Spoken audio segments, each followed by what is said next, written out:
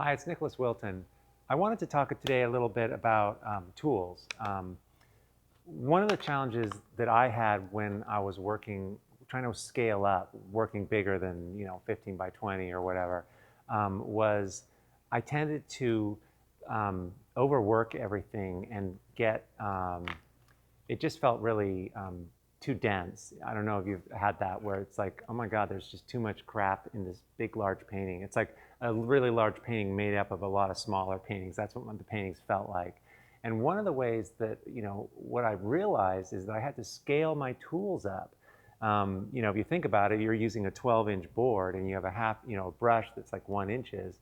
And that's a pretty big brush relative to the size of the painting you're working on, right? That's like, really big. And if you scale up that painting to something much larger, then the brush has got to get bigger.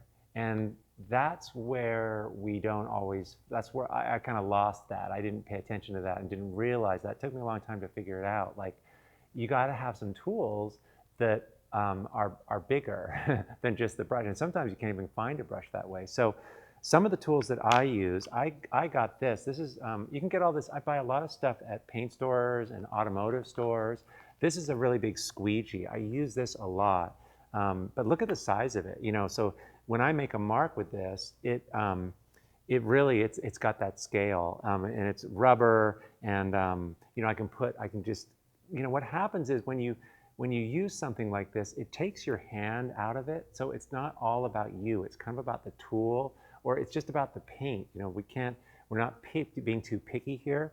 So that's really refreshing. Sometimes I'll just take half of the painting and I'll just squeegee all the way across it, and it just really invigorates it. It makes it come alive for me, because the paint really, when it's left to its own, it's kind of the best. We tend to want to control it all the time. I mean, obviously we need to do that, but I like to have a big percentage of my work on my painting be not entirely control. And these tools, like this scale tool, really helps. I use these all the time. These are painting guides. They're super cheap. You can get them on Amazon. It's like $3.99. I think the word is painting guide. You can Google it. House painting stores. These guys use house painters use it for painting trim, like on houses, to like keep it off the shingles or whatever. And they come in different sizes. But I also use this as a scraper. I'll come down and I can squeegee through and make the paint really thin. And then I can make you can make a really sharp line with it. Probably this line, if this was done with that guide. So it's really fast. You don't have to tape or anything. And it's just, I'll use it and just wipe off the extra with a paper towel. And I'll paint all day with this. I'll have the paintbrush here and this tool here.